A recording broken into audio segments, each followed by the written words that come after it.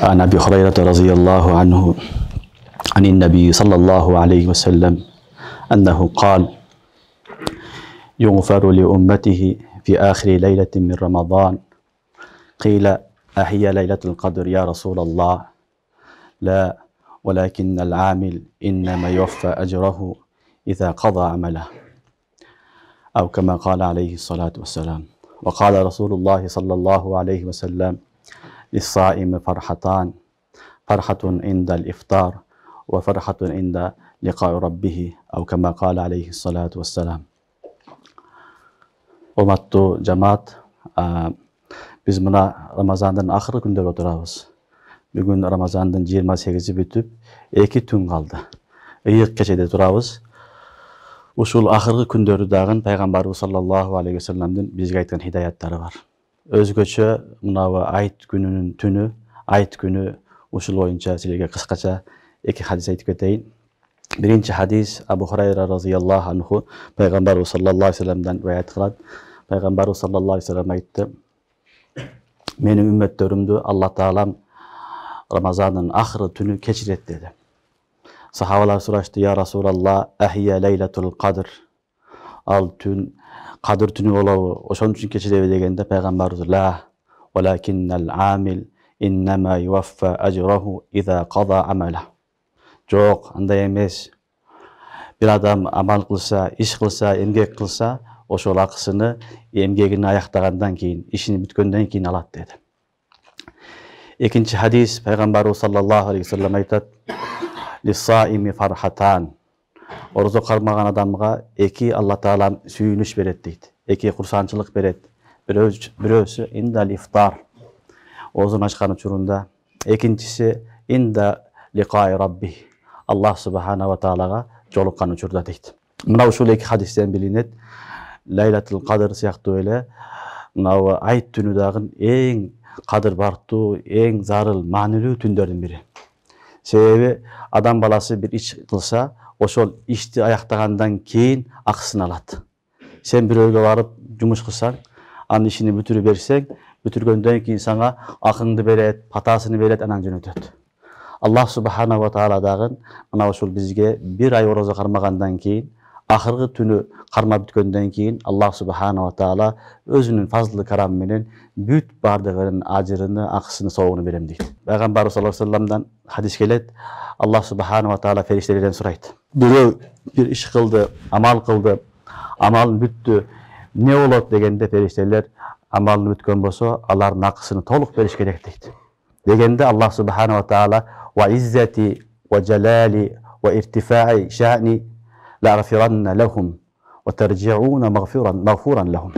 Аллах таалам жооп берет: менин нафсыма, менин иззатыма, улуу макамыма касам, мен алардын бар күнөөлөрүн кечирдим.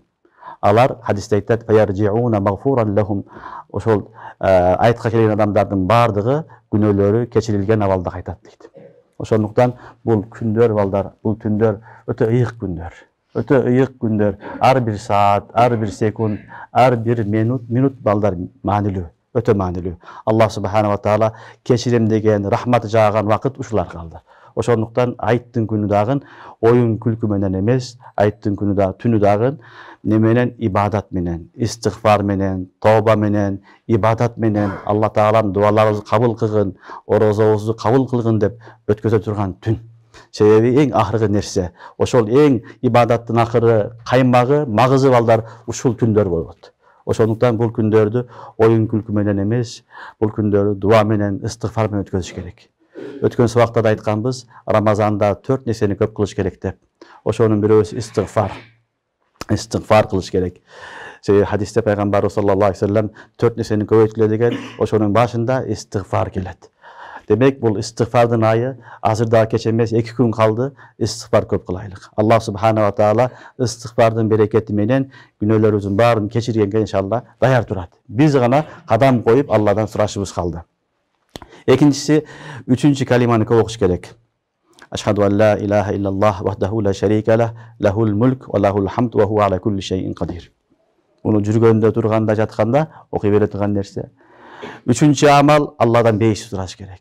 Бул вакыттарда Алланын рахматы ачылган вакыт, бейиштин darvazасы açılgan, jabılgan emес, түз дуан кабыл болуп аткан учурлар, ошон үчүн Аллахдан бейишти болгондо дагы Фирдаусты сурайтыган учур. Ошого Алладан бейиш сураганды унутпайлык. Төртүнчүсү Алла Тааладан, "Я Алла, бизди отуңдан сакта, карындан сакта, жаханнамдын отунан сакта" дейтиган учур келди. Ошондуктан ушул төрт нерсеге эhtимам кылайлык.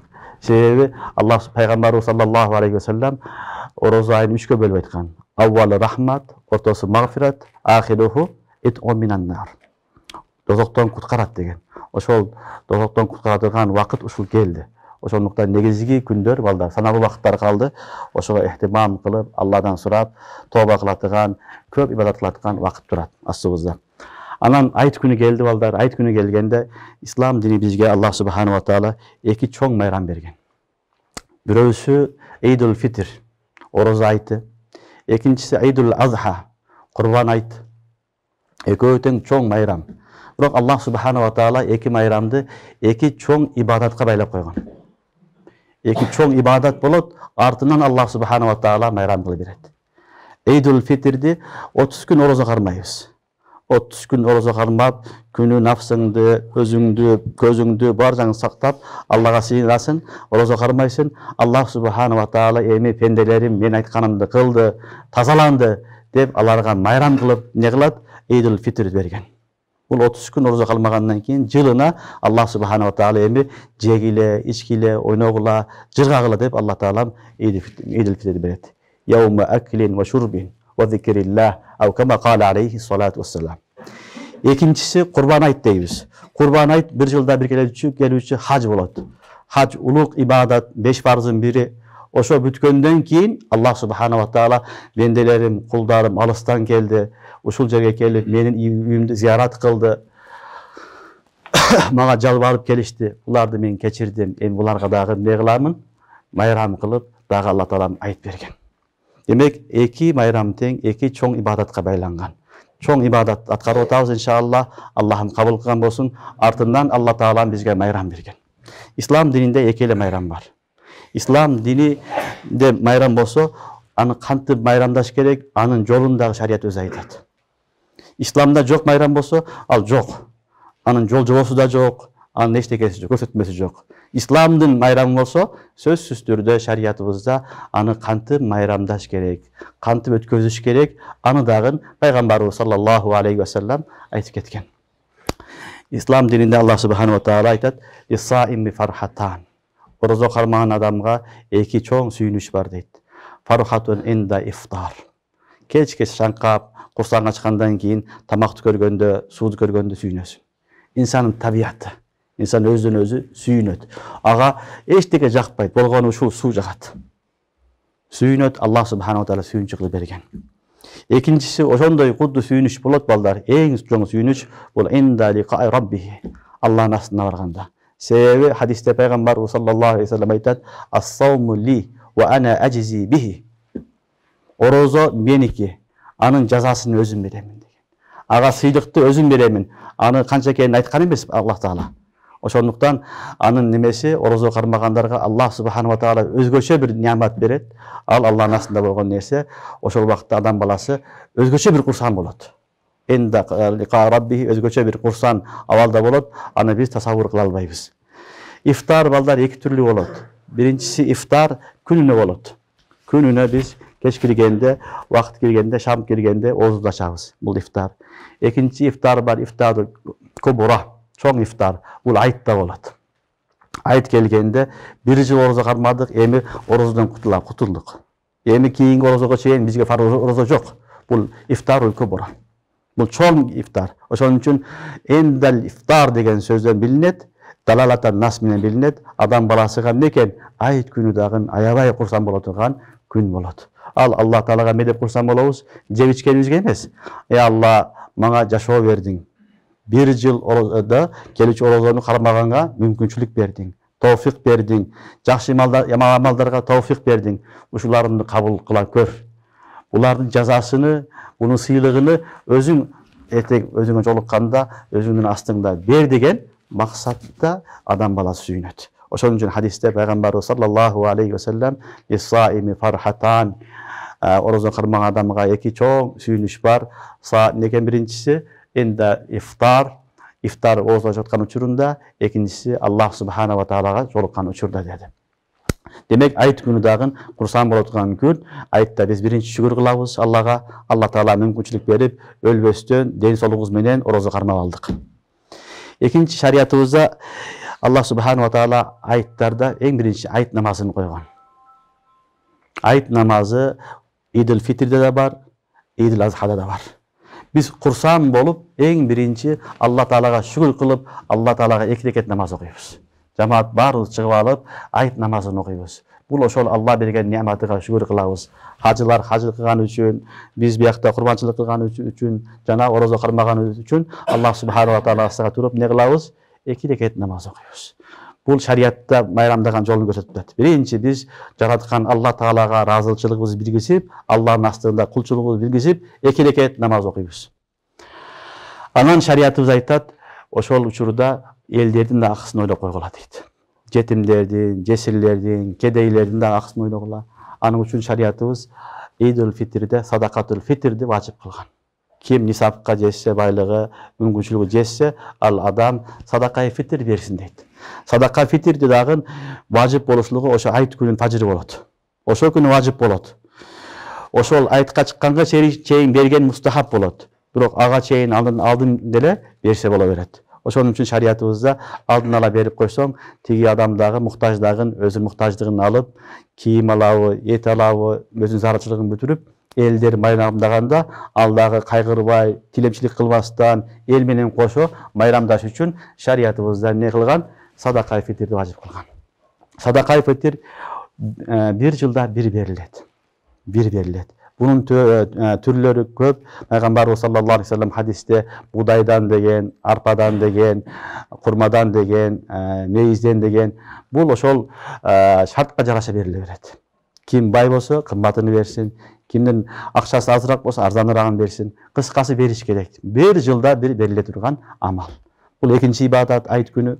Üçüncü ibadat şariatımızda aytat, ayet namazıga çıkıp baratkanda tazalanıp, жуунуп, жаңы кийимди, жаңы болсо дагы жакшы кийимдерин кийип баргыла дейт. Алланын астында ишиңди бүтүргөндөн кийин баягындай эски кийим кийип келбестен жумуш кылган. Тазаланып кийим кийип келиш керек. Акыганы келесиң го, усталар эмне кылат? Иштеп бүткөндөн кийин ошол жаман кийимин чечип, тазаланып, жуунуп келип анан эмне кылат? Отуруп ашын жеп, кожоюндун акысын алып анан кетет. Кудду ошондой эле инсан дагы айт күнү тазаланып, жуунуп, атырлары себинип, айтка барыш керек. Таза кийим кийиш керек. Жаңы болсо дагы жакшы мустахаб, жаңы болбосо дагы таза кийимдерди кийип, Алланын астына такбир айтып барып, эмне кылынат? Намаз окуйбуз. Төртүнчү амал, ушул күнү көп кыла турган амал, бул такбирди көп айтыш керек. Кур'ан-ы Керимде Аллах субхана ва таала "Ва литукаббируллаха ала ма хадакум" дейт. "Ва литукаббируллаха ала ма хадакум". Allah Teala sizlerge hidayet bergen üçün, musulman kılgan üçün, orozo karmaganга tawfik bergen üçün, emesiler ne kılgıla? Allah'ını maktagıla, Allah'ını dаңазалагыла, Allah'a takbir aytkıla deydi. Oşonduktan ayet günü jönököy nerse emes. Ayet günü en birinci biz namaz okuyubuz balдар. Namazı öz bagында okuş gerek, aytka daярдык kılış gerek, juunup, taza kiyimler menen, atırları sevinip, anan sadakay fitir veriş gerek, anan takbir aytiş gerek. Andan сырткары айт күнүн 5-чи амалдар бул баягы тууган уруктар менен, достор менен, жакын адамдар менен катташуу. Аларга салам айтып, маанайыңды, жакшы экениңди, курсан экениңди көрсөтүү керек. Айт күнү кайгыраткан күн эмес. Бизде баягы айт деп, айттыгым бар деп, элдер кайгырып, ыйлап, өтүп кеткен атасын, энесин ыйлап айткандар бар. Бул шариатка таптакыр туура келбейт. Шариатыбыз өлүктөрдү эстеш үчүн айт берген эмес. Шариатыбыз ушул Аллах субхана ва таала эки чоң ибадатты кылганга мүмкүнчүлүк берди. Ошон үчүн Алланы мактап, сүйүнө турган күн бул. Кайгылатган күн эмес, кайгыруу күн эмес.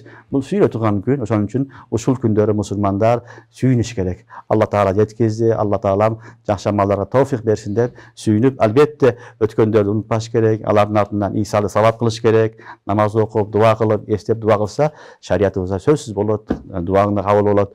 Бирок ошондой кылып ыйлап кайгыргандын кереги жок. Себеби ал күнү сен жакшы маанайда майрамдык маанайда күлгөн учуруп менен абалда сен элдер менен, үй бүлөң менен күтүп алышың керек. Мына ушуну шариятыбыз айт деп айтат. Аллах субханала таала келе жаткан айтыбызды куттуу, берекелүү кылсын, жакшылыктын айты болсун, жакшылыктар көп болсун. Шариятка муафык айтканга Алла таала мүмкүнчүлүк берсин баарыбызды. Жана 2 күн калды, ошол 2 күндө жакшы амалдарды көп кылганга, өзү ыраазы болуп аткан амалдарды көп кылганга Алла таала мага да баарыбызга товфик берсин. Субханакаллахумма бихамдик, ашхаду ан ла илаха илля ант, настагфирука ва натубу илейк.